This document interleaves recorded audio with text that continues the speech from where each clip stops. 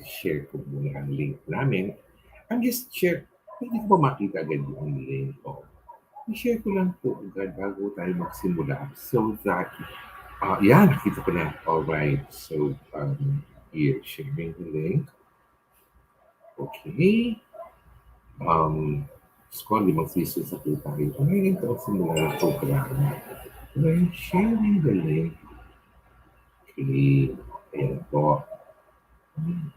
Kasi pag-share na ako ng link. Good afternoon. Hello mga ka-pageantry. Ito na naman po tayo sa isang episode ng Pageantry Norms. Nasa Season 5, Episode 9 na tayo. Ngayon kong panahon, pero ayun, pagod na po ako mag-talk about mainit na panahon dahil talaga naman mainit ang panahon eh. Ngayon nga na medyo temperature is just 31 degrees centigrade. So, Celsius rather. So, it's not as hot. Kaya lang, talagang lalaksan ko lang ang cooling system ko dito. Medyo lumilipat-lipat yung buhok. Ngayon, very busy po. The pageant season is in very active ang pageant season natin these days. Katatapos lang po na Binibining Pilipinas 2021 last July 11. Ongoing pa rin po ang Miss World Philippines 2021 which will have its finals on July 25.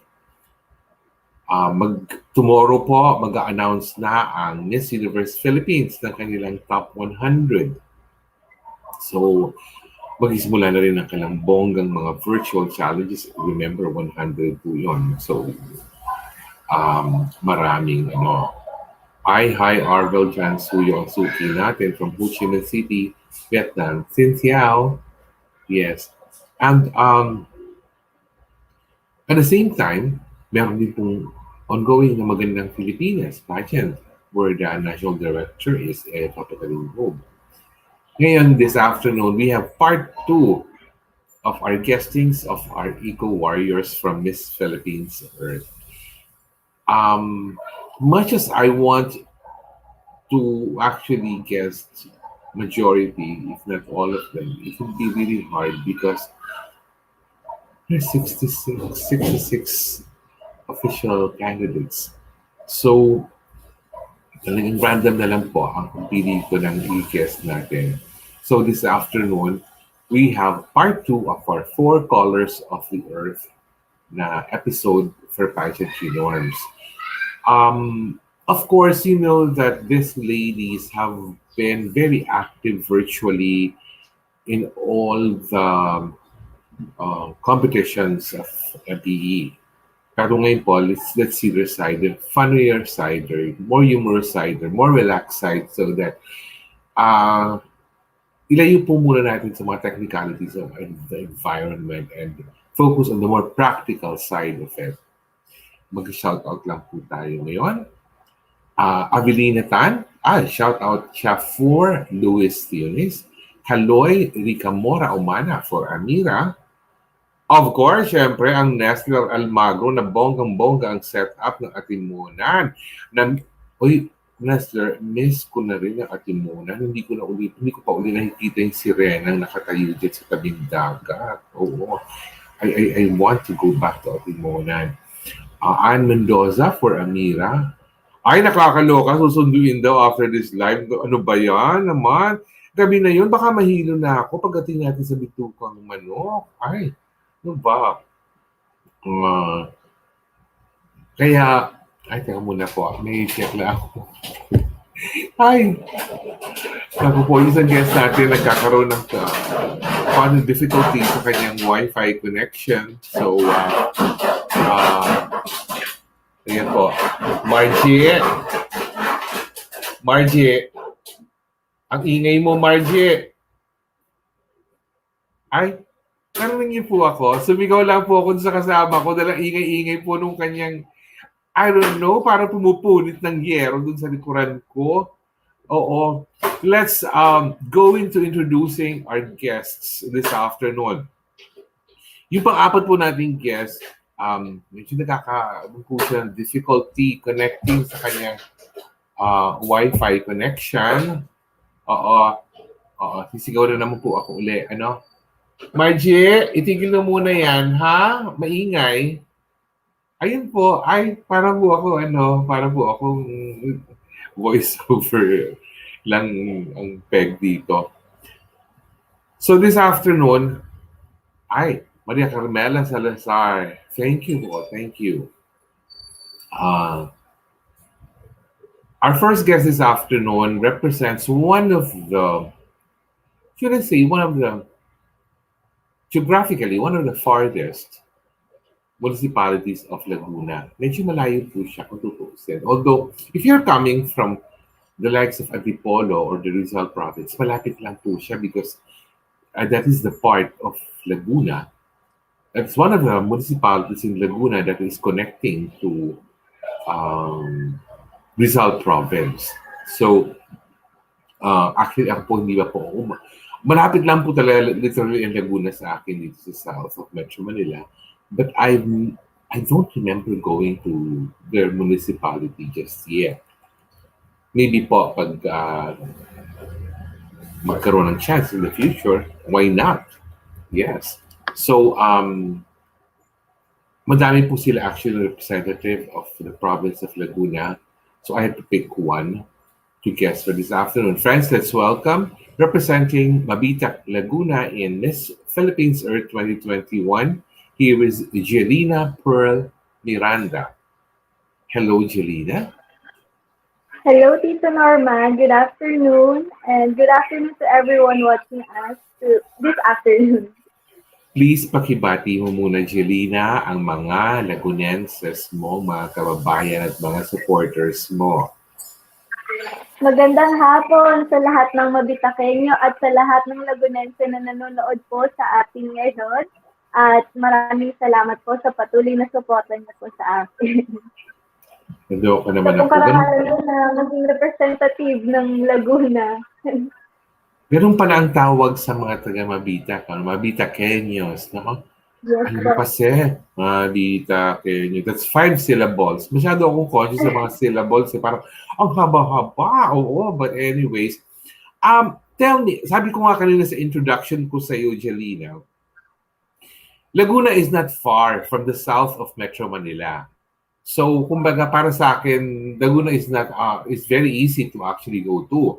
But Mabitac is one of the farthest municipalities pag coming from here in South Metro Manila. Unless sa Antipolo kung magagaling, malapit na lang ang Mabitac.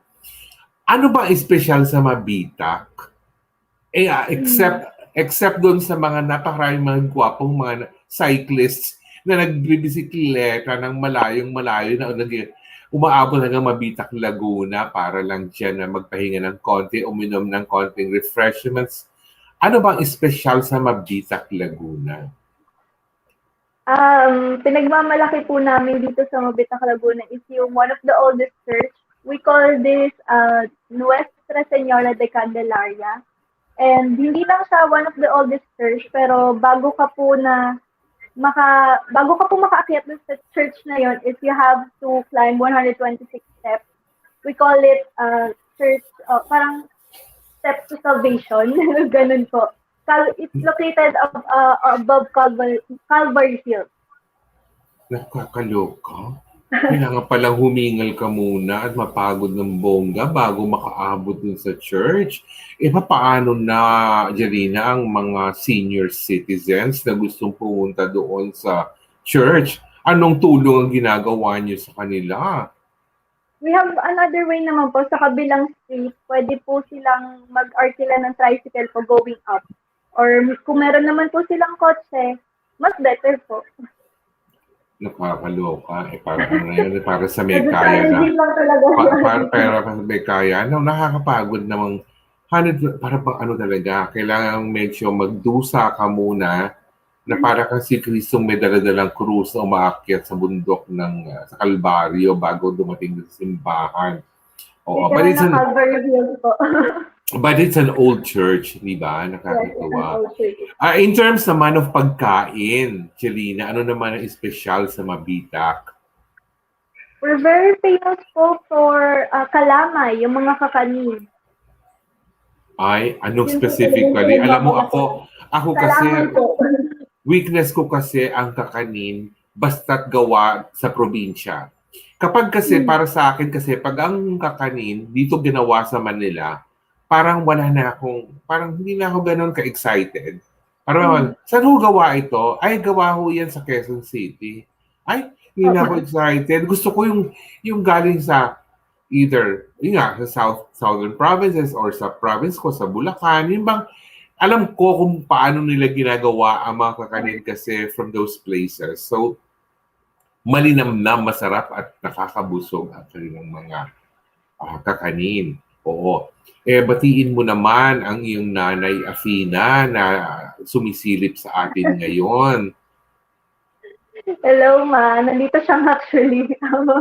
Habang nagtatype ka, Oo. nandito din siya. Kasama ko. Oo. Ay, kaya nga yun. Oh, alam ko sumisilip-silip na siya. Oo, nahihiya lang sumilip talaga totally. Oo. Jelina, introduce ko lang ang iba pa nating guests bago tayo mag-group discussion. Mamaya, babalik tayo with you pag nag-grupo na tayo, ha? All right, our second guest this afternoon. Medyo naloka lang po ako ng konti doon sa setup niya. Napaka-professional ng setup niya. Para bang habi ko, nahiya ako bigla na ng setup ko dito. Parang, wala lang. Parang it's just typical setup.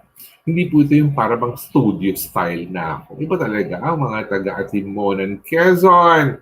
Oo, talagang namimiss ko na talagang bumalik sa Atimonan. Diyos ko. Nung nakapunta ako dyan just before the pandemic, tanda ko, February 2020, isa sa mga huling judgings ko rin dyan.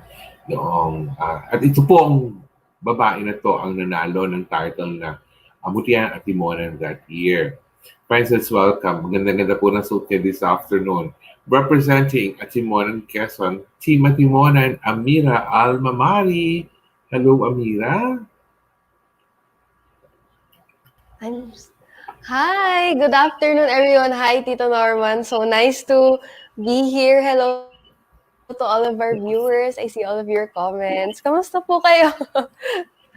Naloka ako sa presentation ni Ameera. Parang Ameera, pakibati mo muna ang mga fellow Atimonanon?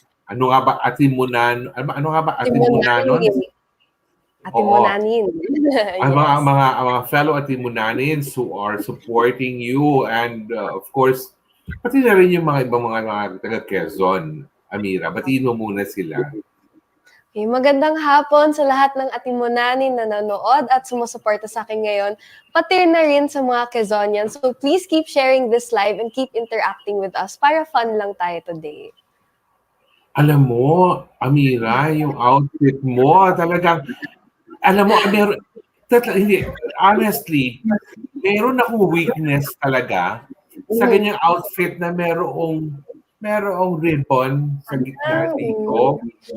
Tuntua ako na para bang, pag titignan ko bigla, akala mo parang cape siya. Parang sheer na cape na inilagay mo lang na ganoon. Tapos, tinali ng ribbon. Kaya ang ganda-ganda tingnan.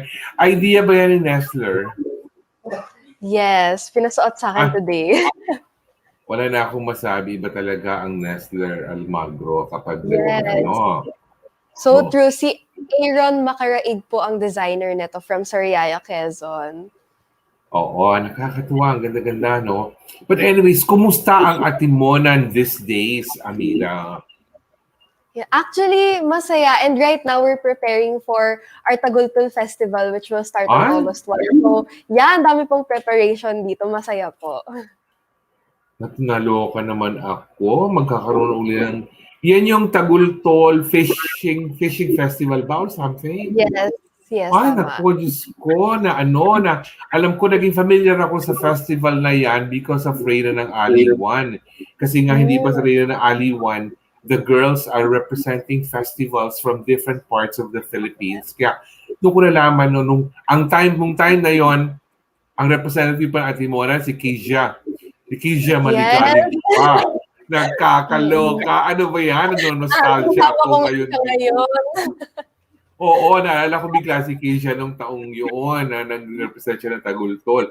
But going back to you, Ameera, um, when you were finally told by Team Atimonan na ikaw ang magre-represent na sa atin sa Miss Philippines Earth, how did you take it noong unang sinabihan ka? Kasi parang expected ng mga tao sa ano ka muna dapat lalaban, yug-yugan o hindi ba? Oo, pero Yeah. biglang go na siya sa MPE. Ano ang ano mo noon reaction? Yan. At first, I wasn't expecting it then because I wanted to go for Nyug-Nyugan first. So I can start out with a provincial pageant. Pero thinking of it, we had Shane Tormes last year. So parang we had a good foundation na. So sabi ko, sige, go na tayo sa Miss Philippines Earth. Try natin this year.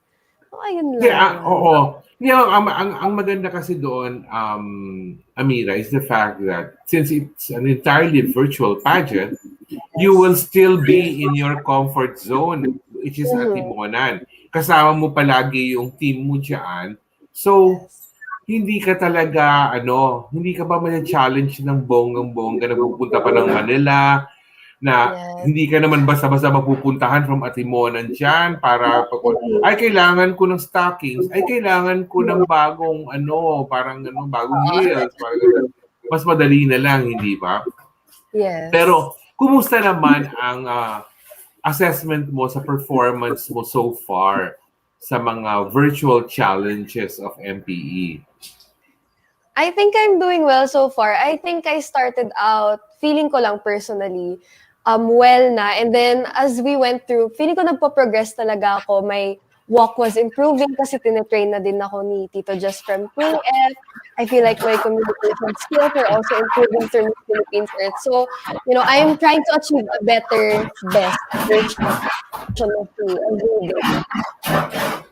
And, Ameera, in terms of, kasi po my best memory of Ameera was when I was there in Atimonan, February of 2020, just before the pandemic, and I was one of the judges for Mutiana Atimonan at si Ameera nga po one of the candidates dyan. And at siya po ang tallest pa. Tapos nung nag-Q&A na po, biglang sabi namin, oh my God, saan ang galing ang babaeng to? Biglang gulat kami lahat sa Q&A niya noong gabing yun. Sinabi namin, mayroon na nanalo ng corona. Maglalaban-laban na lang for runner-up ang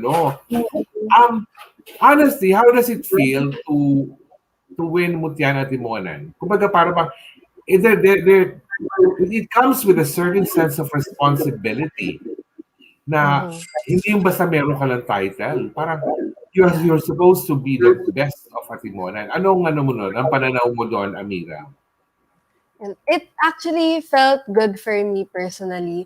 But at the same time, it's a job nga. Kasi since I won Mutiana Atimonan, I knew I had upcoming responsibilities na to represent Atimonan and Quezon hopefully in the future. So I felt happy, but at the same time, I felt like it was my responsibility to create projects. So I was able to give nung Christmas.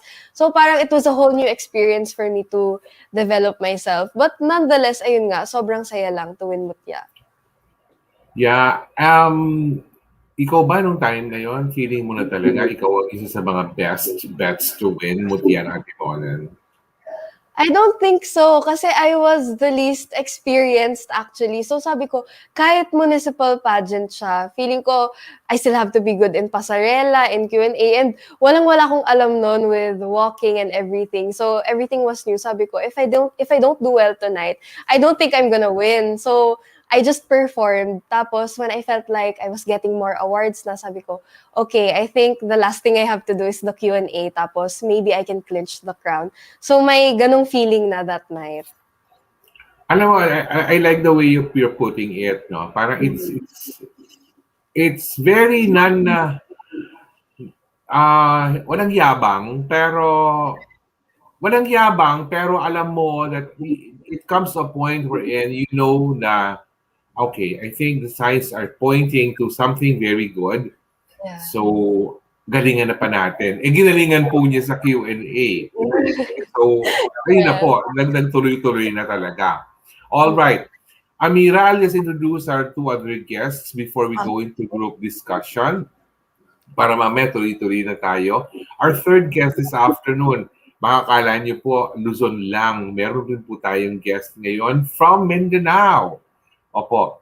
I think she is already a familiar name and face to most of you. She used to train as a Miss Bikini Philippines. Tapos naging national director po siya for Miss FIT Philippines. And medyo matagal ko na rin kong kilala ang babaeng ito. At every time nakikita ko, ay, ano talaga, ibang dating itong beauty from Carrascal, Surigao del Sur. Friends, let's welcome Louise Theunis. Louise. Hello po. Louise. Hi, Tito Norman. Hello, Hi. good afternoon, everyone. Nakakatuwa. Ibang peg mo ngayon, hindi ba, Louise? Nakakatuwa lang. Oh, kasi like, when I first guested you as a national director of Miss Philippines, syempre, there's a certain kind of peg that you need to exude.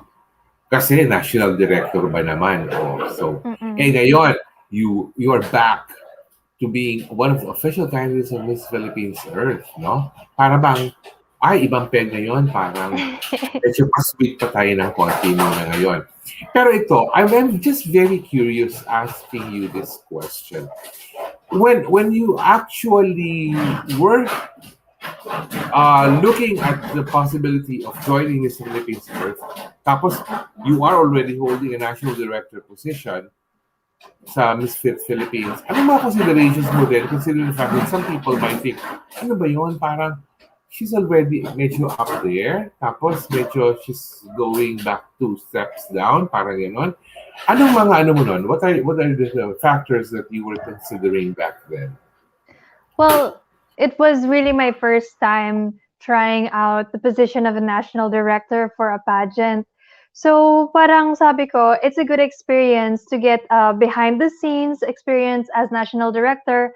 Pero at the same time, especially considering that Miss Philippines Earth is a virtual pageant, I can also get experience as a candidate again. And alam mo naman, Tita Rog, it's really my passion to go on the pageant platform and share my story. Alam mo naman, Tito Norman. Oo, kaya Tito Rochi ang tawag mo sa Ay, akin. sorry. Pero wala namang problema sa akin yun. I'm very close and dear to Tito Rochi. Okay. Go, continue lang. Yun lang, like, I've been joining pageants and usually I tried my best to look for a pageant where it really aligns with my passion, like yung Miss Bikini, because I'm really into fitness. Same with Miss Fit Philippines. And now I'm in Miss Philippines Earth because, everybody around me knows that I'm so, like, the hype environmentalist. Mm-hmm. Pero in general, talaga bang Carrascal ang gusto mong i-represent when you decided to go for MPE? Kumbaga, yan talaga, kahit alam mo that you will be barraged with so many questions about that part of Surigao del Sur. Hindi natin pag-uusapan yan, ito lang, na-touch ko lang on the surface. Yes naman, Tito, kasi that is kind of the image of Carrascal right now, but I myself, when I went to Carrascal, I was just surprised with so much more about Carrascal, like the nature and the people, the culture, and the food, Tito Norman. There's so much more to Carrascal than that. So I want to rebrand it. Oh, kasi ganito eh, since you mentioned it yourself, ako kasi, I have been to several parts of Mindanao. But definitely, I haven't been to Surigao del Sur or Carrascal for that matter. So, for me, who's potentially a first-timer to Carrascal, what will be the first things running inside my head the minute mag-arrive ako sa Carrascal, Louise? The first-time tourist ako sa Carrascal, what things will run inside my head? I think the first thing that should run through your head is, where do I get seafood because the seafood there is so fresh, so you want to go straight to JC2 restaurant. It's like one of the oldest restaurants there. Tapos alam mo ba tito, it's like it's on the water. So if you look outside the window, makikita mo yung mga isda, and it's just iba talaga yung lasa ng fresh seafood. And then after that, syempre like mag-isip ka na kung saan ka magstay. So you wanna stay near the beach, you wanna hear the waves in the morning. Ayun, so baka pwede ka pumunta ng oasis. And then for the adventures, dito ang dami. Oo. Pag adventures, pag ba yung adventures na yan, kailangan may kasama akong special someone para, Ay, naman, tito, para ay, protektahan ako? depende naman kung anong gusto nyo. Like, baka gusto nyo mag-romantic walk along the white beach, or baka gusto nyo mag-adventure in a dark cave, or baka gusto nyo naman mag-adrenaline rush sa adventure park. O, diba? Oo, ikaw talaga, Louise, konsentidora ka talaga. Oo, pag sinabi ko na talagang ilalagay na talaga sa lahat ng mga adventures for two. Kailangan, para bang adventures for pairs palagi yan, na para ma-enjoy. Oo. Pero kasi, alam mo sa akin, you had me at seafood. Kapag sinabi mo na talaga, napaka-fresh ng seafood, and kakain ka pa out of the water, para, oh my goodness. Tapos magkakamay ka lang. Ay, naku, Oh my gosh. Talaga, yung mga, kasi mahal-mahal kasi ng seafood dito sa atin sa Manila. So, True. siyempre, to get the freshest, you have to go to medyo malayong mga provinces and enjoy it. So, kaya nakakatuwa. Pero, what do you plan to do for Carrascal should you figure out well in the finals of Miss Philippines Earth, Louise? Kumbaga, kasi anong pwede, kasi ikaw na nagsabi kanina na para bang mas maganda yung magkaroon tayo ng a more fresh branding of Carrascal, hindi ba? Ano yung gusto mong maging? Ano yung gusto mong i-develop or i-tap? Syempre, I want to focus on the ecotourism of Carrascal. I know that it has a lot of untapped natural resources, and I know that the LGU of Carrascal, even when I was there, we were working together with DENR to like assess these places. So, yung mga, as in, ang gaganda ng mga spots, as in, sobrang untouched natural beauty. And so, I just want to show it to the Philippines, to the whole Philippines. And apart from that, syempre naman, Miss Philippines Earth tayo. So, we want to put plans into action, di ba? And I know myself, like I've been overseeing it with the help of the government na we're doing pilot studies on the plastic ban and on the waste segregation. And once those studies, once we have the results and we can better strategize, then hopefully we can apply it all over Carrascal and all over Surigao and hopefully all over the Philippines na. Ay, and with that, nabigla lang ako. Ang aga-aga naman itong, sa'yo, may phone-in question agad for Carrascal. Ewan ko ba, controversial ka ba talaga? No, hindi naman to. This is not a controversial question. Gusto ko lang ipasok ngayon because I might forget pag hindi ko na siya ma-scroll back later. Sige. Go. Oo. No Do you problem. think this is from Louise Bourbon, kapangalan mo pala, do you think it is necessary for aspiring queens like yourself to voice out opinions? I think she may be referring to controversial topics or subject matters. Okay. Well, honestly, yes, because that is why we are in this position. We are the voice who are supposed to bring awareness of topics that might be touchy or topics that people don't want to talk about. We are the ones who have to start the conversations about things that matter. And that's why we're doing this Miss Philippines Earth, so that we can raise awareness of environmental efforts and environmental problems and what we can do to solve them. So I'm not afraid to be honest and voice out my own opinions. Thank you for that, Louise. Actually, may question din dito for Ameera, pero mamaya ako itatanong. This is coming from Mark Sige. Xiaoy, coming from Los Angeles, California. All right. Louise, let me just introduce our final guest for this afternoon, and then Okay. we'll go into group discussion later. Our last guest this afternoon comes, ito sa Visayas region naman po. She's from Cebu, uh, specifically Moalboal. Friends, let us welcome. Oh, she's beautiful. Ang ganda-ganda po ng batang to. Friends, let's welcome from Moalboal, Cebu, Charissa Rama. Charissa, Charissa. Are you there with us, Charissa? Naluluwa ako, kinakabahan ako, baka biglang wala siya. Charissa. Nawala na naman po siya. Okay. So, ganito po gawin natin. Direct, mag-group discussion po muna tayo. Let's bring back our three guests first. Para makapag-ano na po tayo. Let's bring back Ameera, Jelina, and Louise. Ayan. Okay. Oo.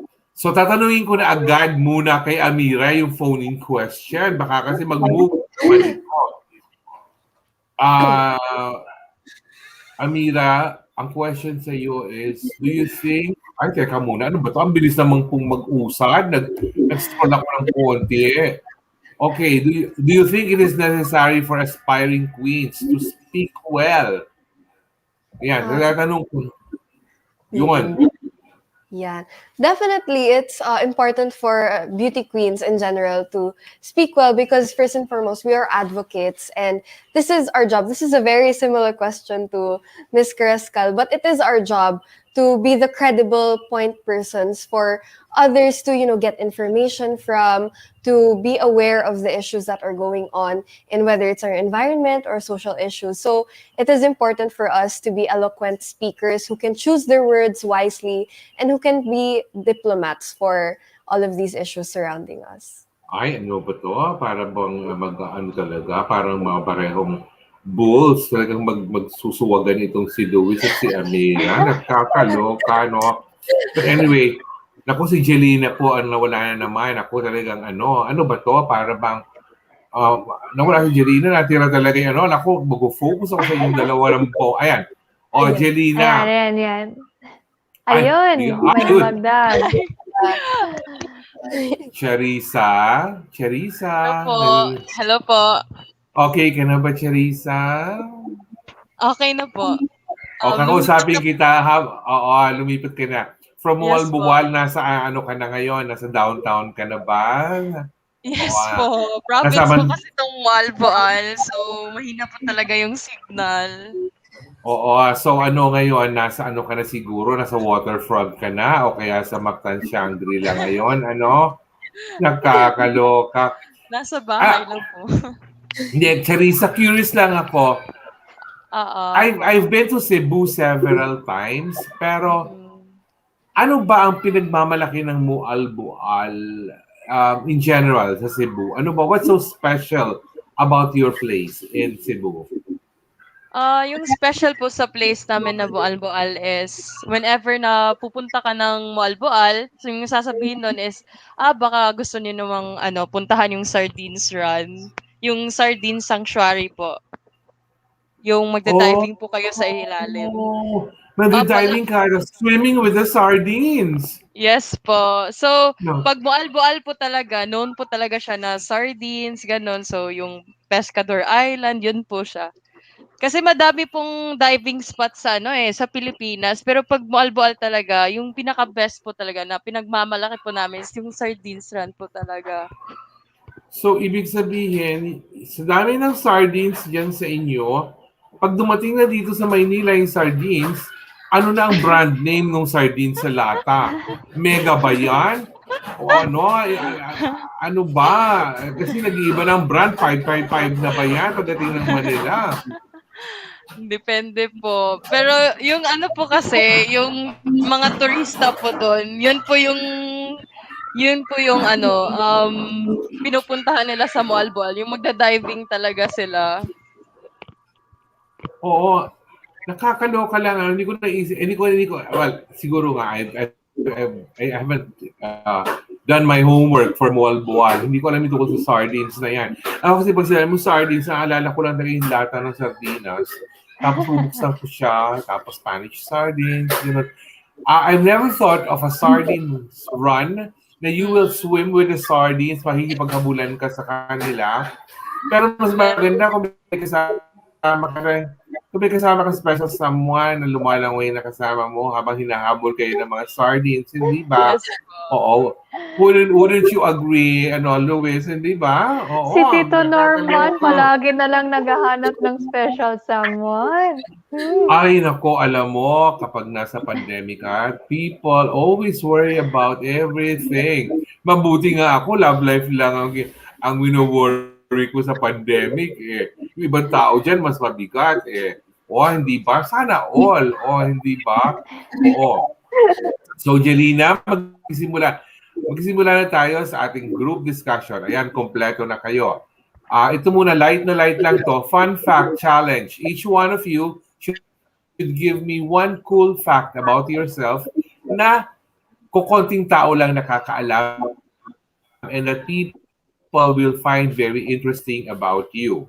So, unahin natin ang dilag mula sa Mabitac, Laguna, Jelina Pearl Miranda. Fun fact about you, Iha.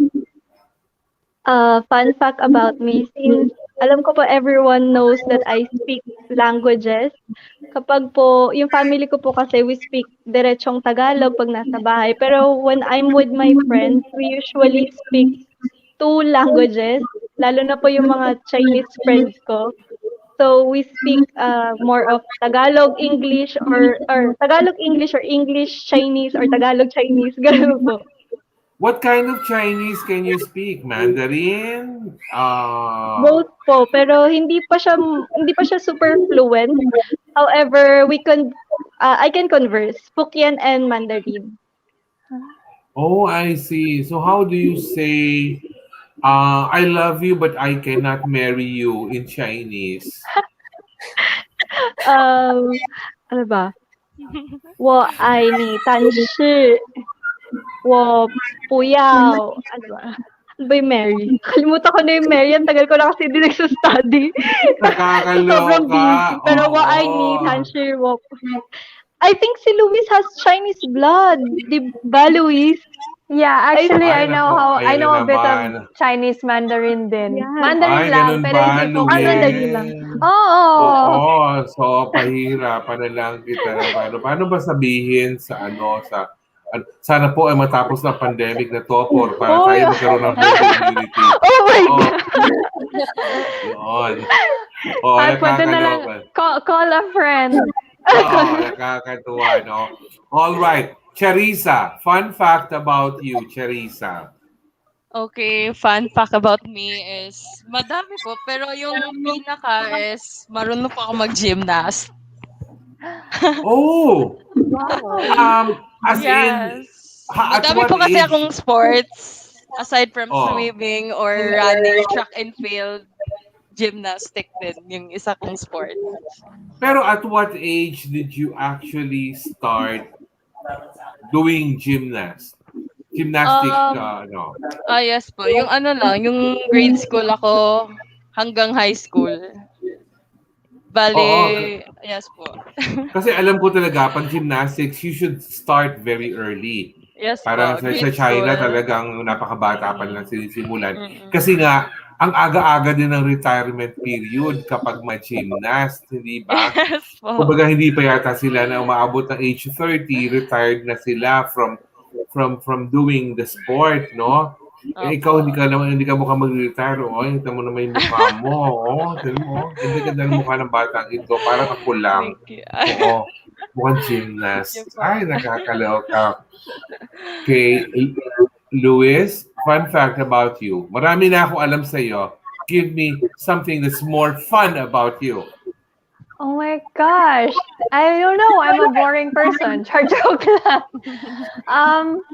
I think I would say that I inherited it from my mom, but I'm also multilingual. I know English, Tagalog, Chavacano, Visaya, Dutch, and then yung iba, Like I can speak a bit of Mandarin, a bit of French, a bit of Spanish.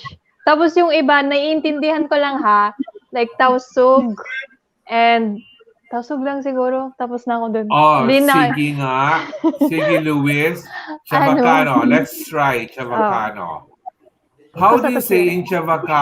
in Chavacano, Cha- mahal kita, pero may mahal akong iba? Ah, quiere yo contigo, pero más quiere yo na otro. Makakaloka ka. Hindi ko na, malay ko ba naman kung ano, gano'n nga talaga yun, no? Pero just the same, hindi ko naman sabihin yun dahil ako pag nagmahal, isa lang, no? Ewan ko ikaw, yung mga ganoon, hindi ba? Oo, nakakatuwa lang. Ameera, fun fact. Yan. I don't know if this is very fun, pero I love traveling to, trekking sa mountains, ganun. Pero ayoko sa insekto, as in, I'm very scared of insects. I see an insect and I run. I don't like Ay, them. may solution doon. May solution, Ameera. Mag-trekking ka, pero nakasuot ka ng PPE. Yun ang ano doon. Tama naman dito. Kasi pawis na pawis ka. Napaka-init noon eh. Saan ka na ba nakapag-trek?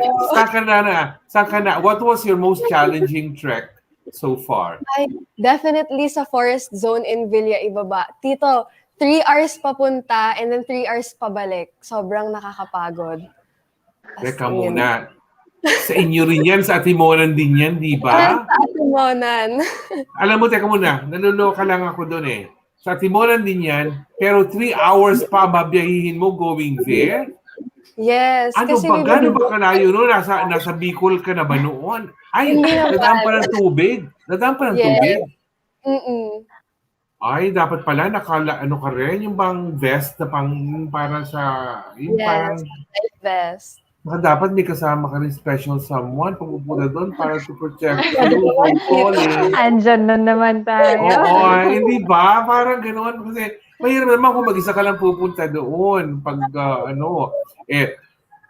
kapag naman kunyari dadalhin ako ni Ameera doon, tapos kami magkasama, sabi ko, Ameera, anong gagawin natin doon? Sabi ko, parang tayong girl, parang namang nakakasiwa naman. Oo, nakakaloka lang. Okay. So tapos na po tayo sa ating fun fact. We'll go to hindi naman super serious na questions, but questions that don't necessarily touch on the environment na nakasanayan na ng ating mga guests. But we'll ask them questions that, in general, we'd like to see what their views are on these topics, no? Pero quick shout out lang. Ang dami support na lampasan na po ako, naipunan na po ako dito, parang ang dami-dami na po sa kanila. Diyos ko, mga supporters ni Ameera, ni Louise, ni Jelina, tsaka ni Charissa. Naluloka ako, nag-aano na. Hindi ko na po masundan na pag-scroll. Parang napakabilis na. Kaya hindi ko na masundan. Grabe, ang dami. Oo, grabe naman. Ay, naku yan. So mag-question na po tayo. All right. Louise will be the first to answer. Okay. All right. Louise, the question is this.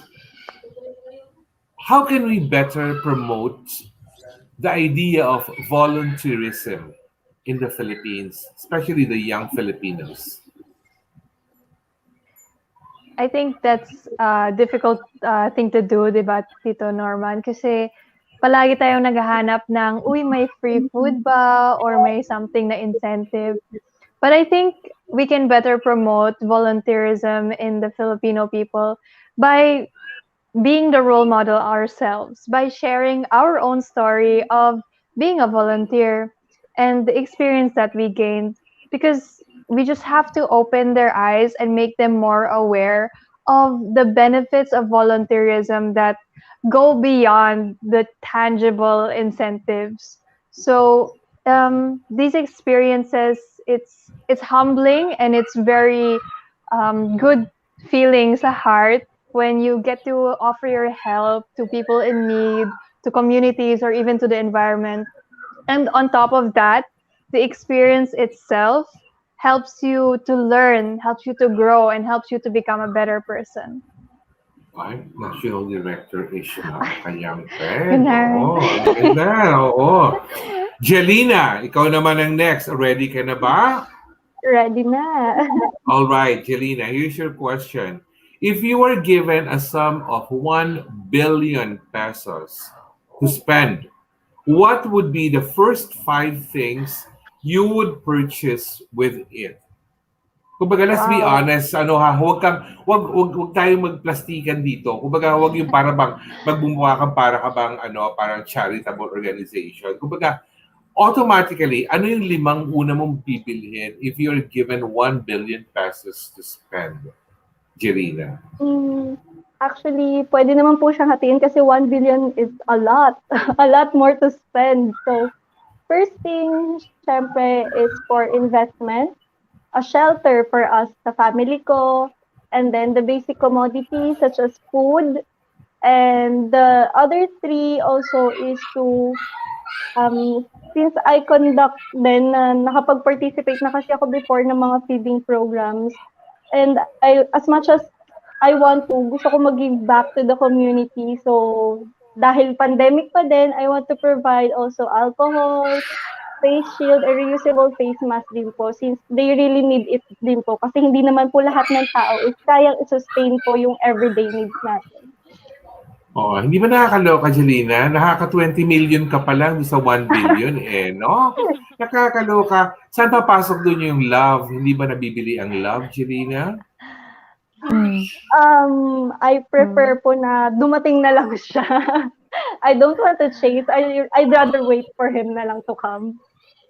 Yun na yun. Oo. All right. Sige. Thank you, Jelina. Charissa, are you ready? Ready po. All right. Before I ask this question, just remember, today is July 18. Malayo pa ang finals ng Miss Philippines Earth, ha? What would you like to read on the headline in tomorrow's newspaper? Remember ha, wala pang finals ng Miss Philippines Earth ha. Baka kasi mamaya, sagot mo sa akin, Charissa Rama wins Miss Philippines Earth. Yan Out yung na yun. idea ko, Tito. Pero out na yan. Sana yung idea ko. July 18 pa lang tayo ngayon. Kumbaga, July 18 pa lang tayo. Ano lang, mga good news lang. Kasi lahat lang ng nababalitaan ko kasi nowadays, parang ang daming bad news, mostly sa front page, especially sa politics, 'di ba? Yung parang war ng both parties. Parang ganun lang. Parang gusto ko lang makita yung may understanding sila sa both parties, yung mga tao. Kasi mostly talaga pag yung mga fans lang talaga yung nagpapaano sa sa mga nagtatakbo ng mga president, yung mga fans nila, yung ayaw nila yung In short lang, gusto ko lang ng good news, parang ganun. Ako, tanungin mo ko, Charissa, kung ano gusto ko maging headline ng newspaper bukas. Tanungin mo ko. Ano po yun? Yung gusto niyo makita. Oo, announcing my wedding. Ay, sabi ko naman. Sabi ko na talaga. Di ba? Yung mga ganoon. Para this very encouraging. Invited ba kami dyan, Tito Norman? Of course, siyempre. Kasi magkakaroon din ako ng 1 billion Kaya marami akong may invite. Pero since this is a very interesting question, gusto ko lang i-round robin tong question na to sa inyo. Ikaw, Ameera, para lang yung question ko kay Charissa, anong headline ang gusto mong mabasa sa newspaper tomorrow? Ay, gusto ko sana, Tito, tomorrow I would read that the Philippines achieved herd immunity. Para we can all go back to normal, people can get their livelihoods back, makalabas na tayo without face mask and face shield. I think that would be the best news for 2021 if we had that. Nakakaloka. Parang anak kita talaga. Ganon din ang iniisip ko. Bigla ako. Louise, ikaw, ano gusto mong headline ng newspaper bukas? Wait lang, okay, hindi na ako mag-joke. Okay, so since tapos na yung... since tapos na yung herd immunity, let me just say na tomorrow in the headlines, perhaps I would like to read that the plan sa Pasig River na i-road lang siya has been canceled, and instead they will put renewed efforts into restoring the river. Kasi I really don't want to see such a beautiful river, and it's a major waterway that's leading into our ocean. It's really important for the whole ecosystem. So what we need to do is restore it lang talaga. This road situation would just be sort of a band-aid solution. May agree ako dyan, Luis, kasi parang it's so weird. Gagawin mong road ang Pasig River, parang it's like para ka may kinak off na vein sa katawan ng isang tao na parang hindi naman mag-flow ang blood doon. Parang Opo, Tito. parang ganoon. Tsaka, Tito, yung problema din is if they make such a big road, kailangan nila gumawa ng ibang roads leading up to that main road. Tapos, yung mangyayari, Tito, is mako-cover yung mga ibang, may ibang sites like Intramuros and Fort Santiago, baka ma-cover yan, maging photobomb na. Ay, nakakaloka. Oo. Ikaw, Jelina, ano gusto mong headline bukas? Ako, Tito, ang gusto ko is, since yung mga tao is magkaroon sila ng idea, more of a parang tomorrow gusto ko siyang makita na no more plastic na pinapatupad. Kumbaga yung mga ginagamit natin is wala ng plastics. Kumbaga lahat alternatives na para as early as now, we could take an action. Siyempre, para naman sa mga susunod pa na panahon is mas lalo na natin siyang ma-implement. Ganon. Gusto ko yung no more plastic all around. Paano yung mga plastic na tao, Jelina? Ibang usapan na yan, Tito Norman. Nakakaloka, hindi ba? All right. So, nahinto tayo kanina. Ameera, here's yung question for you talaga. Okay. All right. Imagine that you have been selected as president of the country for a week. Mm-hmm. What do you plan to do for the country in just a week or 7 days rather?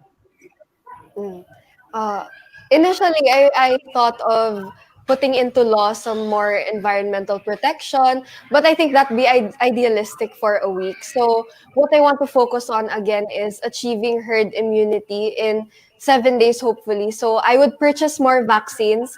Since we have budget naman, the emergency funds from last year, I will ask for a transparency report. Titignan ko magkano pa yung pera ng Pilipinas. And then I'll purchase more vaccines for everyone and have more information campaigns so that hopefully in 7 days, we can achieve at least 50% herd immunity. That's good enough for 7 days because if other countries can do it, then why can't we? We are Filipinos. Grabe, parang tatakbo siya talaga for public office. Next year. Ready na yung outfit nito. Oo, kaya nga eh. All right. This question, gusto ko kayong lahat ang sumagot. Because I know that your points of view might differ from one another. Louise, you will answer this one first. Kasi naunahan ka kanina sa herd immunity tungkol doon sa headline. Nakaloka. This is the question. Which role of a man complements a woman better? A father, a partner, or a friend? I think the role of a man that better complements a woman would be a father. Being a daddy's girl myself, I can truly say that a father plays a big role in my life. So whenever I feel lost and hopeless, I turn to him for words of wisdom and yung mga realistic advice. And, he has this calmness that just steadies my anxiety. And he's a strong man that makes me feel reassured that everything's going to be okay. And even when I'm successful, I go to him and it feels so good to know that he's proud. But at the same time, he always finds a way to keep me grounded and to let me know that I am capable of doing even more. And Tito Norman, even when we look for a special someone, tinitignan natin yung father natin as the qualities we would want in a man. Ganun ba? Ganun, Never hindi thought of ba? it. Never thought. No, I just think of things differently pagdating sa special someone. Charissa, ikaw naman ang sumagot. What role of a man complements a woman better? A father, a partner, or a friend? Well, Tito Norman, wala kasi akong dad. So, hindi ako lumaki sa dad ko. Pero I have a Okay. lola. Yes, I have a lola. So, for me, para sa akin, father talaga. Kasi yung father yung nagsisilbing role model eh. So, siya yung nagpapalaki sa anak, siya yung breadwinner, gano'n. So, pag may hahanapin tayo na someone, gusto natin yung katulad sa tatay natin. Just like what Louis said. So, parang gano'n. All Yung, right. So, para bang father, pero in your case, grandfather. yes Parang po. grandfather ang naging father mo, hindi ba? Yes po. Okay. Jelina from Mabitac. Which Well, role for of a man complements a woman better? Go. Well, for me, Tito, actually nasabi na nila kasi father din, personally, daddy's girl din ako. So I think we do have the similarities, lalo na kapag nga naghahanap tayo ng special someone, we tend to look na, ay, dapat kagaya siya ni daddy, someone hardworking, someone who gives me advices whenever I have problems, ganun. So I think it's always the father who complements a woman. All right. So, tingnan natin kung ano yung sasagot mo, Mayora Almira, ha? Tingnan natin. Sige, your turn to answer that question, Amira. Okay. Personally, I didn't grow up physically with a father, and I don't have a significant other, so I don't have that experience as well.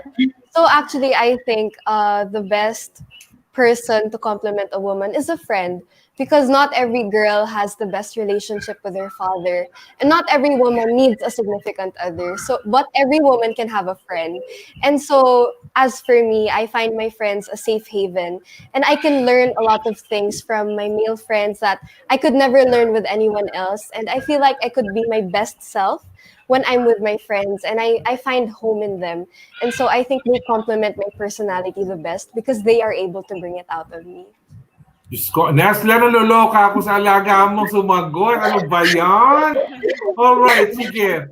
Ito, kayo rin, sasagutin niyo rin all of you. You will answer these Okay. questions also. Alright, but this time, iniikot ko kasi, Charissa, ikaw ang first to answer this question. Okay?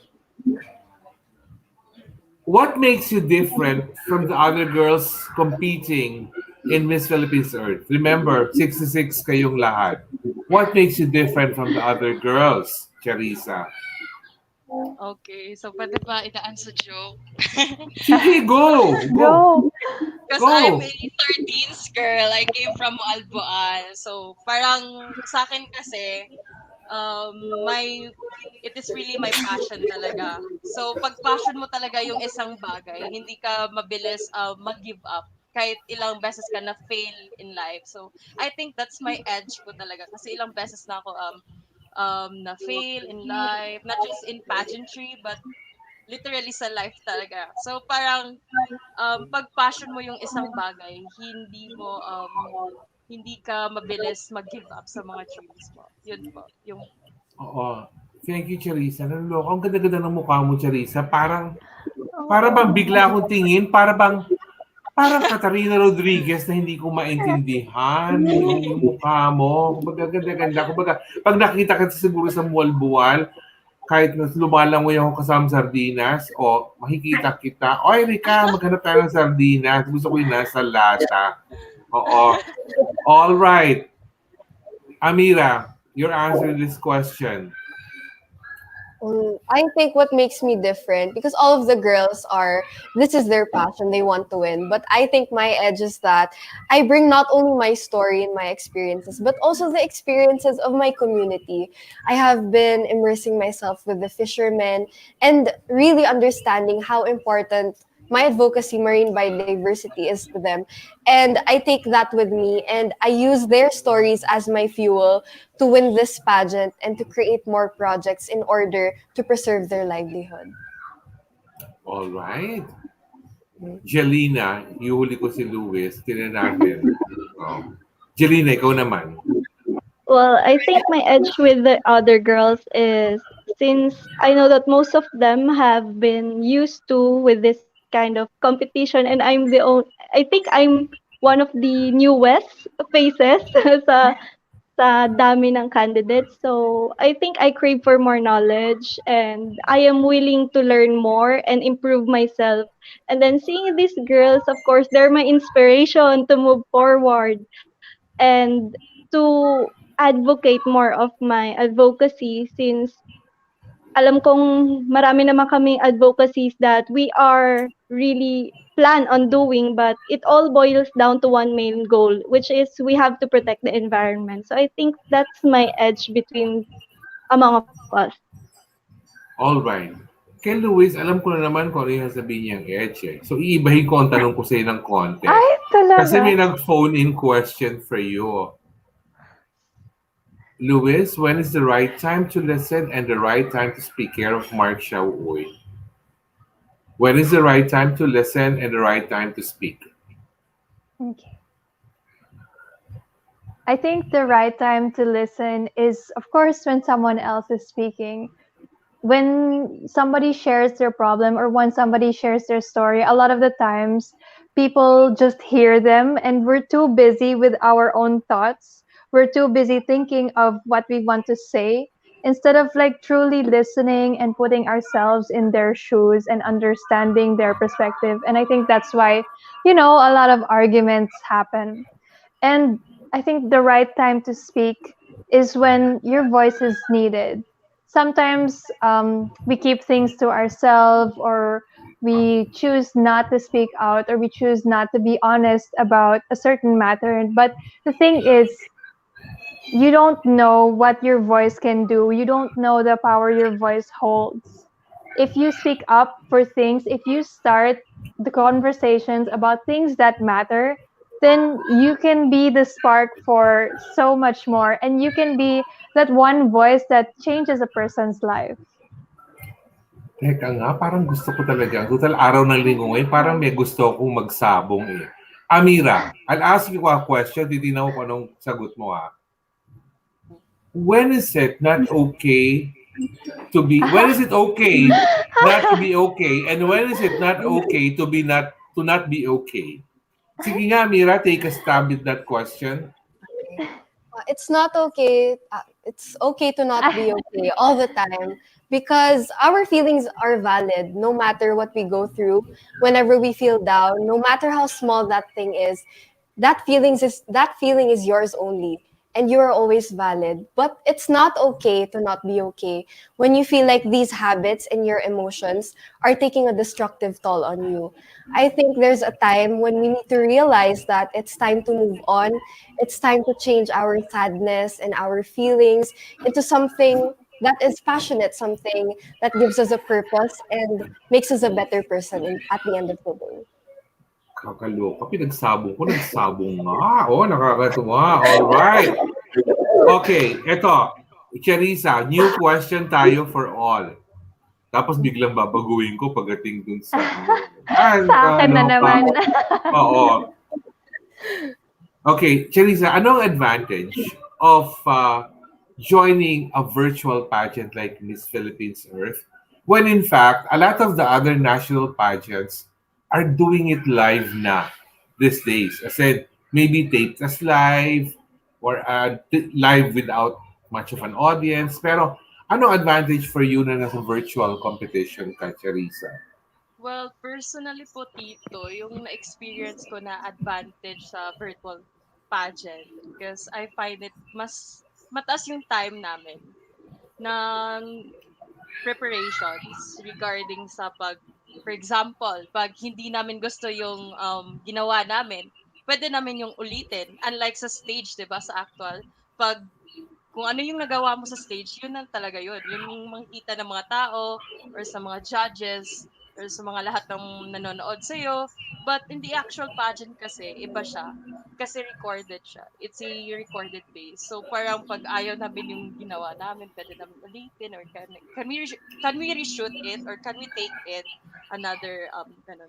Parang ganun po. Pero yung Oh, disadvantage din na nakikita ko is yung internet connection talaga. Katulad kanina. Yes po. totoo yan. Oh, it cannot be helped. Ano talaga yan eh. Kumbaga, it depends on what part of the Philippines you are in. Eh, Mm. Jelina, ikaw naman, ano ang sagot mo doon? For me, ang advantage po is mas ma-express namin yung creativity. Lalo na po nung eco-video, parang nakapag-discover kami or mas lalo namin nakilala yung lugar namin kasi hindi naman lahat ng lugar is discovered na. Parang we get to interact with locals and at the same time, we get to enjoy the undiscovered places na hindi namin alam na meron din pala. All right. Now, pagdating kay Ameera at kay Louise, ito-tweak ko ng konti yung question. Kasi alam ko, nag-prepare na kayo ng question in your hand. Okay. Uh, do you agree or disagree to what people are saying that sa virtual competition, there is a big advantage for girls who register well in photos and videos compared to those who are more deserving but who are not well loved by the cameras or perhaps yung mga presentations na hindi face to face pero nakakahon lang in videos and stuff like that. Ameera, you first. I actually agree to some extent, but this boils down more onto the confidence of the girl. Because with a virtual pageant, you need your confidence to register through the camera. And I don't think I can do that if I know that I don't look good on camera, fully knowing that I look good in person. And so, yes, it is an advantage for the telegenic and photogenic women because they can feel more confident, they can bring out a lot more of themselves rather than those who are not well loved by the camera. All right, Louis. Actually, Tito Norman, this is like an issue that's really close to my heart kasi Mm-hmm. this is one of my biggest insecurities, and I almost was on the point of not joining kasi virtual nga. Because I was so worried about my looks if digital. Kasi alam mo naman, Tito Tito Norman, andyan na naman ako. Ayan ka rin naman, Alam mo, nakakaloka. Pero okay lang, wala problema. alam mo naman, Tito Norman, na I've been in physical pageants before, and pag lumabas na yung mga photos, bigla na lang magko-comment yung mga tao, hala, bakit naman siya yung nanalo? Parang, like, I've had so many bad comments. So parang, as in, nasa puso ko talaga siya. But I think that I decided to join anyway, despite, the difficulties na I don't believe that I look good on camera, that we can work it out with the angles and with the lighting, and like what Atimonan said, with our confidence and our performance. And I think, Tito Norman, if deserve mo talaga, if it's your time talaga, then it will come to you. Yun. Oo, nakakatuwa. All right. So next question. Pagdating na naman sa dalawa mamaya, baguhin ko ng konti. Agree din ako Nakakaloka doon, lang. Tito. Agree din ako Oo. doon sa kanila na Oo. pagdating sa Bago. kasi malaki talaga ako sa camera din. Malaki din ako. Hindi, alam mo. Saan? Ang laki ko. Hindi. Kasi ano yun nga, kailangan Charissa, very conscious ka sa mga kung paano mo Angles. i-angle yung sarili mo sa Mm. videos. Kung baga iwasan mo yung pag ganito, pag turn ng ganito. So para talagang wala na tayong magagawa. Kung baga you're a very sporty girl. So ano ka talaga. Tapos nag-gymnastics ka pa. Talagang very firm yung mga limbs mo. Pero rest assured, Diyos ko, I think mag-agree to tatlo natin kasama. Ang rehistro mo naman sa camera, Ineng, ang ganda-ganda ng mukha mo, naluloka ako. Kung pwede lang ako magkaroon ng ganyang mukha, ang ganda-ganda. Oh. Pero actually, Tito, I think it's a good practice din na nagva-virtual tayo para Yes. mahanap natin yung angles natin and everything. Kasi especially considering our modern world, we're more into social media and technology. So we need to develop these skills talaga. Yeah, totoo naman yon. Kaya nga like, di ba before, hindi pa uso yung mga virtual na ganito, ang laging tinuturo sa inyo ng mga mentors is, practice in front of a mirror. Tingnan mo yung mga angles mo. Tumingin ka sa mirror, magsalita ka and everything. Pero ngayon, parang we are taking it Camera. several steps further. Camera na. So, kumbaga, it's not enough na alam mo yung best angle mo. Kasi pag sa camera daw, minsan nasi-stretch yung mukha mo mas Opo. tumataba ka Mas and stuff tumataba. like that. Tsaka Kaya kung yung ibang, mataas or mababa yung camera. yeah. Kaya yung mga kaya like for example, sa mga artista, pag titingnan mo sila, minsan sasabihin ko niya ng nanay ko, ay, mataba pala si ganito, mataba pala mga sa TV. Tapos pag makikita ko in person, parang, ay, ang payat-payat pala niya, parang hindi siya kumakain. Iba talaga. Oo, iba talaga yun. Like, ito, perfect example. Chika lang naman ako. Like, yung singer art actress na si Julian San Jose. Every time I see her on TV, parang, ay, okay naman pala siya. Ano pala siya, kumbaga malaman and everything. Aba, nakita ko in person, Diyos ko, kumakain ba yan? Parang ting-ting na yung katawan. Yung bang ganoon, yung ang payat-payat pa lang masyado, nakakaloka. O, parang din lang, parang Rino ng Aliwan, pag nakikita ko, hindi nakapag-participate si Ameera doon. All right. Anyways, ang next question ko po is, Jelina, ready ka na ba? Yes po. How different would life be if women rule the earth?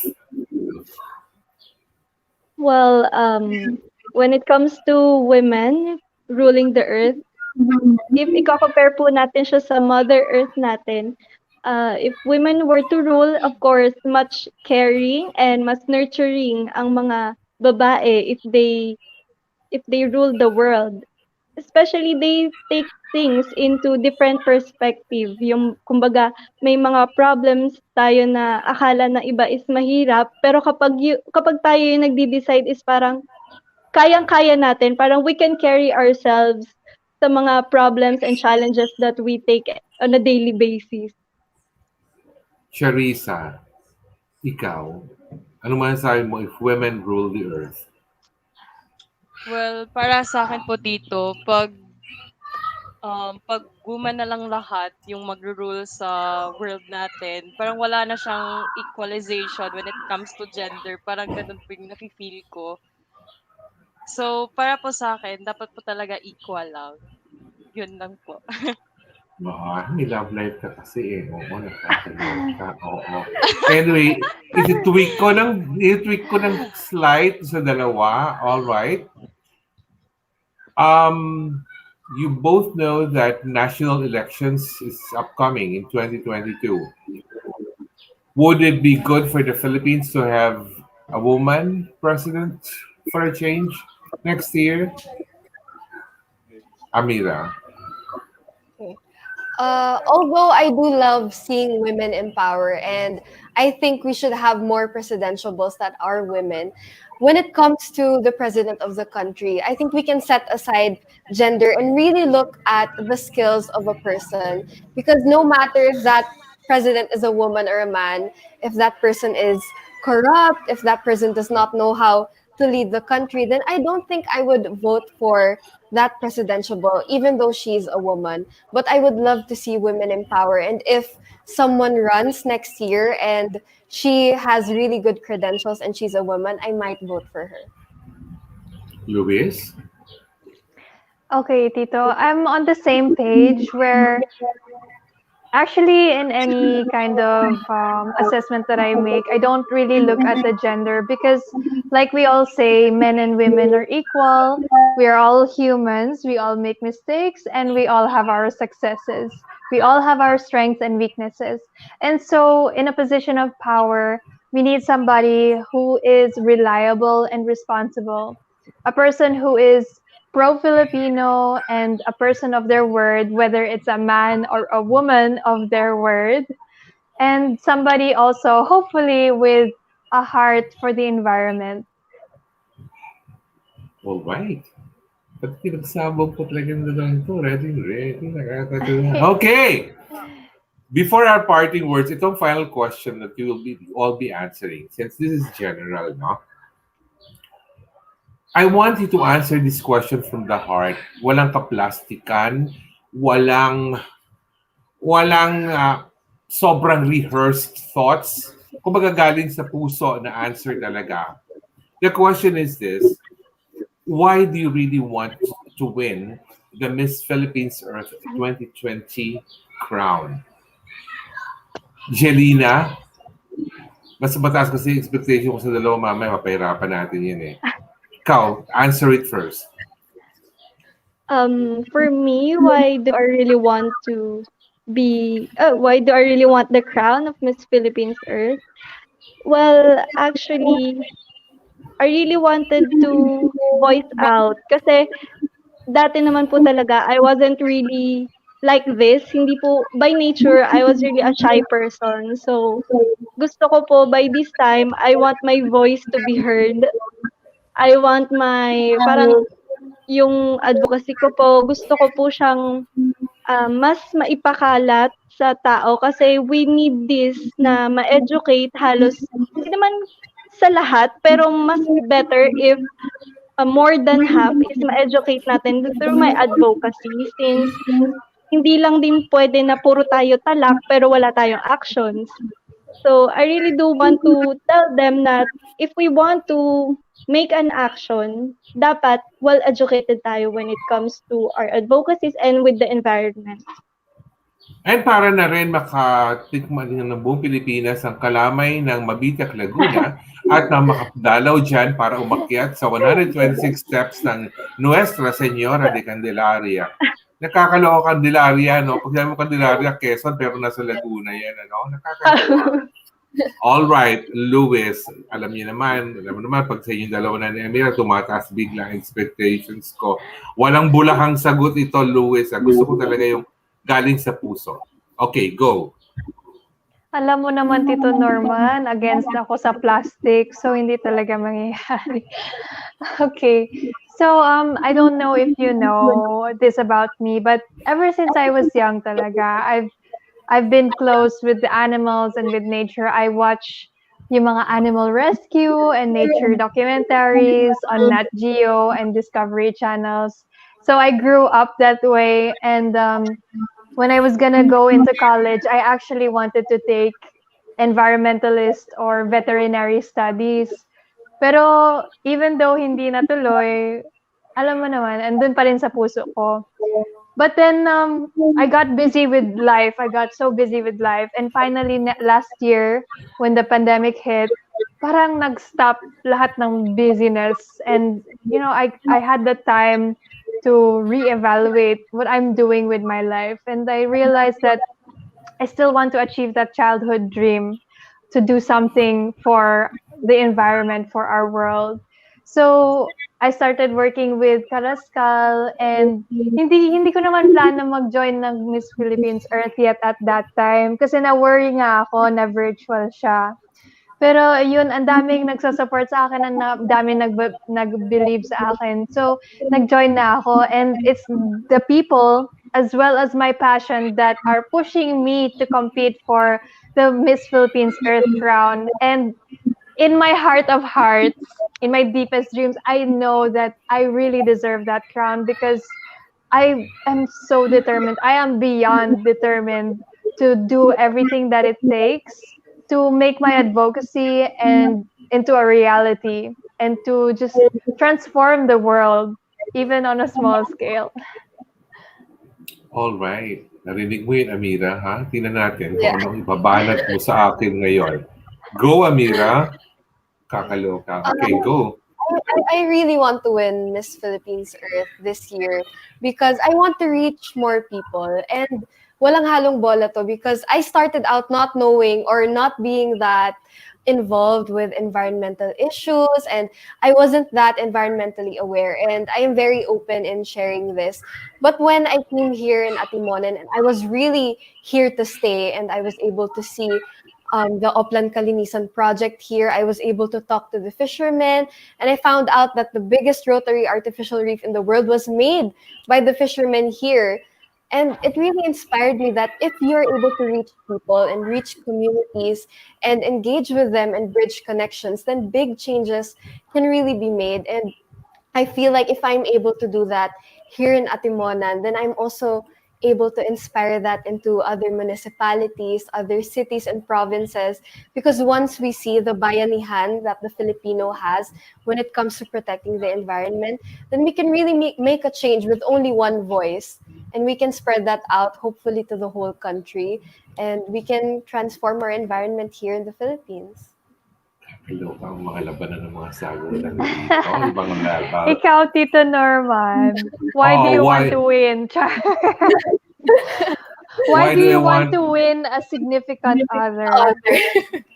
I want to win a significant other because life can be quite lonely at night when you have nobody to spend sweet moments with, talk with, drink wine with, eat cheese on a grazing platter, and raise kids at the same time.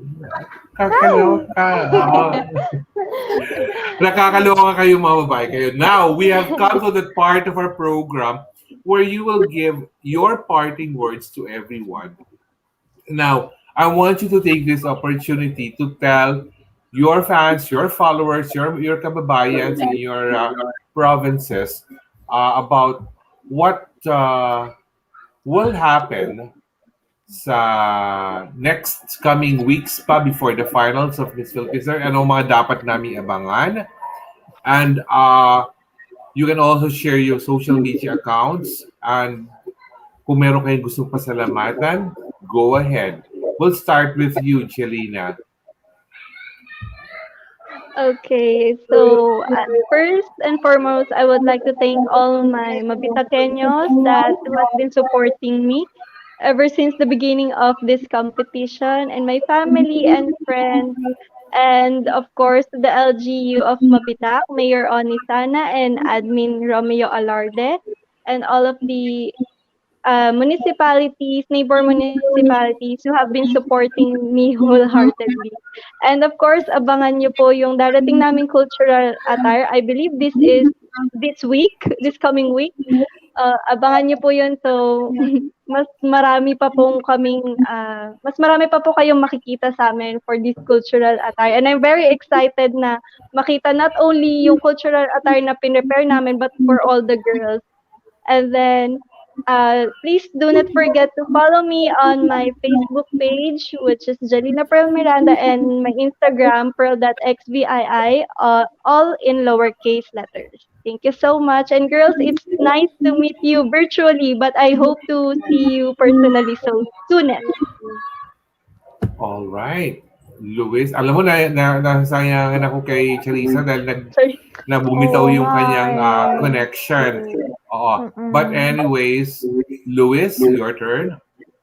Okay, so I would like to thank all of my supporters, of course. I would like to thank Miss Philippines Earth for this wonderful opportunity, and my fellow Carrascalanos, the LGU, and the Tourism Office for all the support. My designers from Manila, from Cebu, and from Mindanao, thank you so much.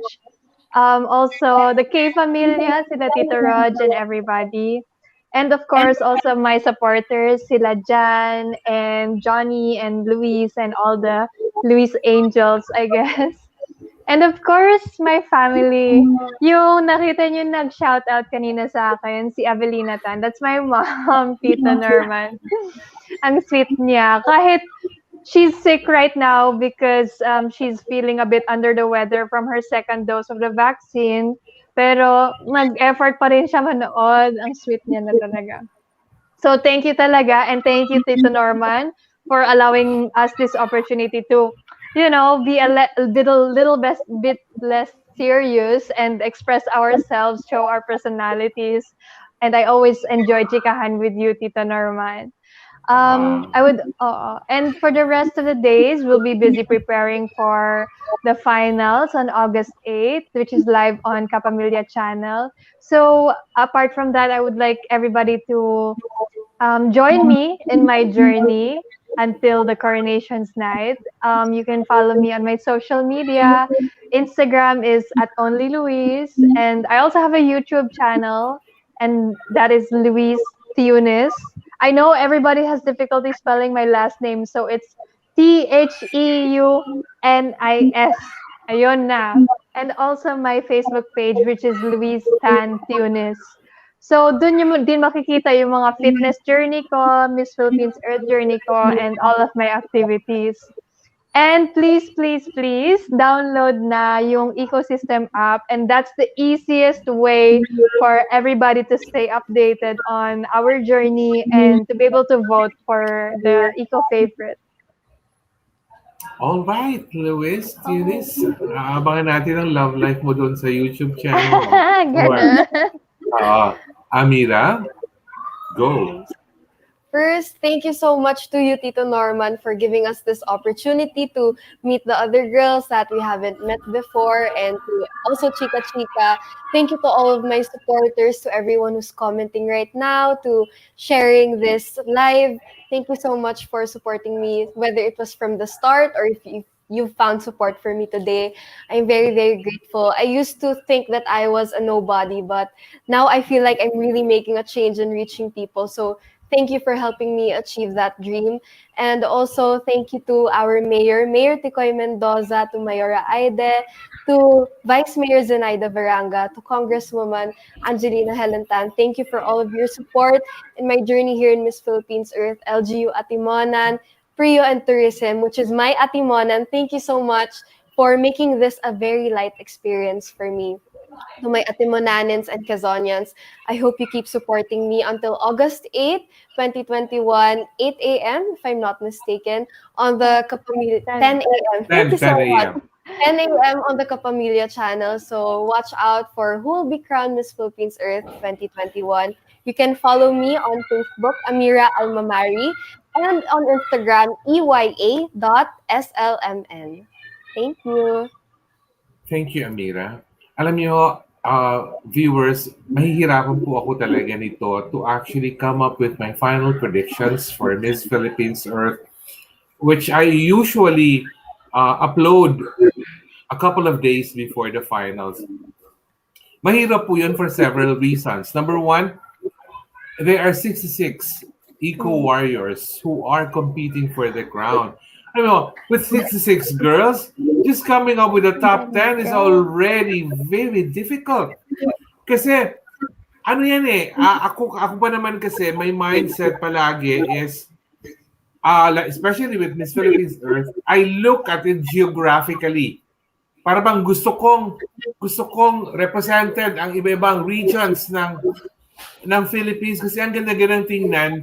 Para sa akin kasi ang national pageant looks very nice if the winners or the semi-finalists, they come from all four corners of the country. So, yun po ang mahirap na part yan.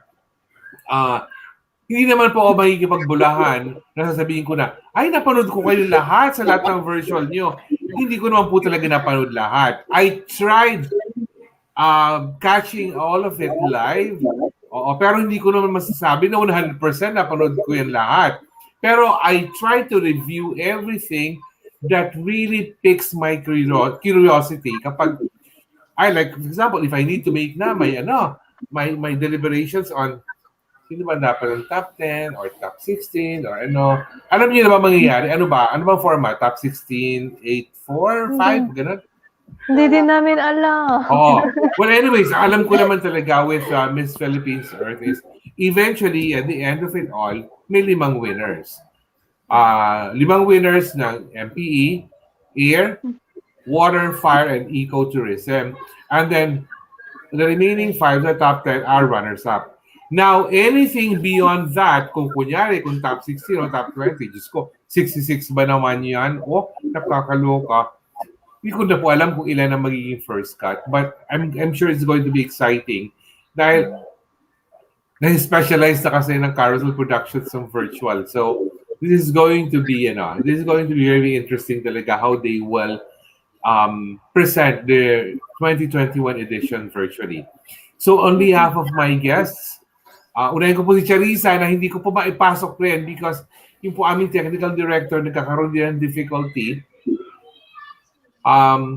Jelina Pearl Miranda from Mabitac, Laguna.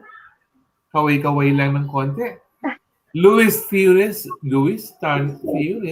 from Carrascal, Surigao del Sur. Ameera Almamari from the Little Mermaid of the Philippines in Atimonan, Quezon. Kaway-kaway lang tayo ng konti. Thank you so much for joining us this afternoon. This has been a very fun discussion and that is actually what I want to achieve every time. Dahil, ang sabi ko nga po sa mga guests natin, I want to see a side of them that they don't usually show dun sa mga virtual competitions sa Miss Philippines Earth. Kasi, sobrang halos araw-araw meron po kasi nangyayari sa Miss Philippines Earth. Kasi nga po, because of their 66, they're divided into 3 groups ng air, water, fire. So, segmented po yung competitions, ang dami-dami. So, just following each one of them is very difficult already. Difficult in the sense that I just don't have the time, all the time to do it, to follow. Kaya maganda rin po yung ganitong mga pagkakataon. Siyempre, hindi na po ako mambobola by saying na marami po sa kanila, kilala ko na talaga, not just in person, pero familiar na sa akin dahil nakasama ko na sa ibang pageants before, and the like. So, kaya nga po ito, pinagsasabong po si Ameera at si Louise. Alam ko yung ano nila. Pero, pag naman kay Jelina, ako din lang yung kalamay ng Mabitac. Gusto ko talagang matikman ang kalamay ng Mabitac. Ako din. Oo. Ako kasi, sabi ko nga kay Jelina, gusto ko yung gawang probinsya. Ayoko ng kalamay na gawang Maynila. Kasi pag gawang Maynila, compromise na yung lasa. Pero kapag binili mo sa probinsya, ako pa, meron pa ako isang kaartehan dyan eh. Gusto ko, senior citizen ang gumagawa. Kasi ibang approach ng matatanda. Dumaki kasi ko na meron akong isang lola na talaga makikita mo how she manually prepares all the kakanin. Ang sarap-sarap pag nakain mo na. But anyways, mas importante naman sa akin kakanin kaysa pag-ibig. Hindi ba, Louise? Yes, Tito Norman. Kaya, ang saya-saya lang po namin this afternoon. At yun po, Charissa, salamat for joining us. Hindi po maipasok si Charissa. Because our technical director, si Jared, karoon din ng backstage. So, I'm thanking Charissa also, nagandang bata. Salamat po for joining us this afternoon. This is episode 9 of Pageantry Norms. Remind ko lang po kayo, nasabi ko na rin po ito last week. May 1 week rest po kami for next week. So wala po kaming pageantry norms for July 25 because we are preparing for our season 5 finale on August 1. Dahil yun po, kumbaga meron po kaming jump lang po dahil I will be committed to another event on Sunday next week. So hindi po ako makapag-live talaga pero to August 1 po. Pag po nag-start ang season 6, middle or late August, hopefully may mag-guess na naman po ako. Hindi ko po alam po second time or third time or what. Kasi po, sabihin ko po, iba-pressure ko na naman ang Carousel at MPE that I will guess the winners of Miss Philippines Earth for season 6 na po. Kasi nga, since August 8, ang finals nyo, nasa season break kami that time. Natama lang naman para Carousel has the advantage on kayong sila muna magkapa-press conference for the winners. Pero hopefully by mid or third week of August, mag-start ang aming season 6 and mag-guess ko po ang mga winners. Sabi ko nga, hindi ko po alam kung first-timer guest, second-timer guest, or third-timer guest. Ano kaya ang mangyari? Louise, first-timer guest, second-timer, or third-timer? Ay, nakakaloka. Talagang ibang level talaga Oo, iba, no? But anyway, again, thank you po for joining us this afternoon. Ang saya-saya ko lang palagi, alam niyo po, every time I start a new episode every Sunday, meron akong kaba palagi. May kaba ako palagi na sana matapos namin na maayos yung episode. Pero kasi, in terms of me po, alam niyo naman ako, medyo sobrang relaxed na ako in front of the camera. Sabi nga ng nanay ko, anak, ba't ang landi-landi mo na sa camera ngayon? Nasanay na po pasensya na po. Nasanay na lang talaga. Sabi kasi nila nung season 1 ko daw, bakit daw parang ang dry-dry ko? Siyempre first time po Pero as each season progressed, nagiging relax na po ako ngayon and I can do this not with my eyes closed kasi gusto ko po nakikita reactions ng mga guests. Especially, pag umingiti si Louise na nakakaloka yung babae, yung panlutaan na ako. Tapos si Ameera, just pag nakikita ko yung setup, naluloka ako sa setup ng Atimonan. Iba talaga si Nestler. Pakawayin mo nga si Nestler. Pakawayin mo nga si Nestler dyan. Nakakaloka. Ayaw sumilip sa camera. Ibang level yan. Ayun. Meron talaga Jelina, pakawayin mo naman si Mother Athena. Kasama mo ba si Mother dyan? Busy po siya. Palagi ko, nagluluto siya ng dinner for later. Wala akong kasama dito. Ay, sigurado ka ba, Louise? Parang feeling ko meron wala. Oy, baka ikaw, Tito Norman, ha? Mali ko ba kung may naghahawak ng camera? Wala. Gusto mo makita setup? Wag na, baka mamaya makita pa ako mga nakasabit dyan or anything. Mahirap na pag ganoon. Okay, thank you po for joining. Ganito po ako palagi. Pag ako na po lagi bigay ng parting words, parang hindi po matapos-tapos ang sasabihin ko. So thank you so much for joining us this afternoon. This has been your Tito Norman saying, stay safe. Wala pa po tayong herd immunity. Kahit po bakunado na kayo, hindi pa kayo fully protected all the time. So let's all follow health and safety protocols and enjoy your dinner later. Ako po ma-enjoy ko dinner later. Hulaan niyo, girls, kung anong ulam namin later.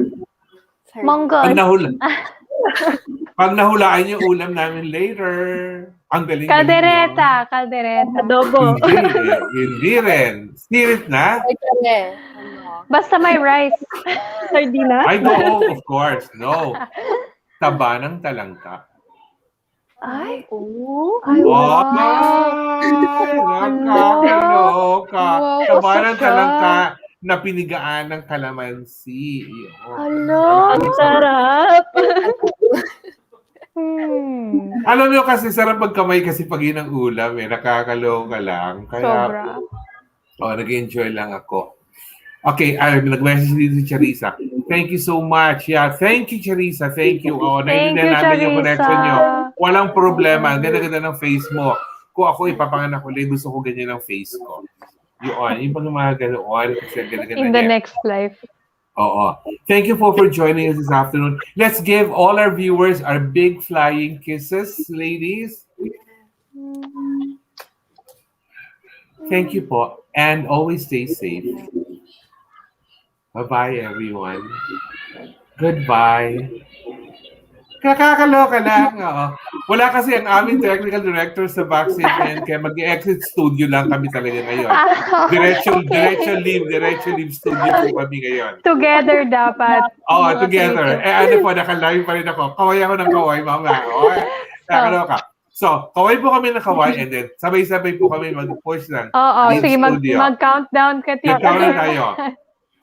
3, 2, 1. Nauna na. Go! Thank you!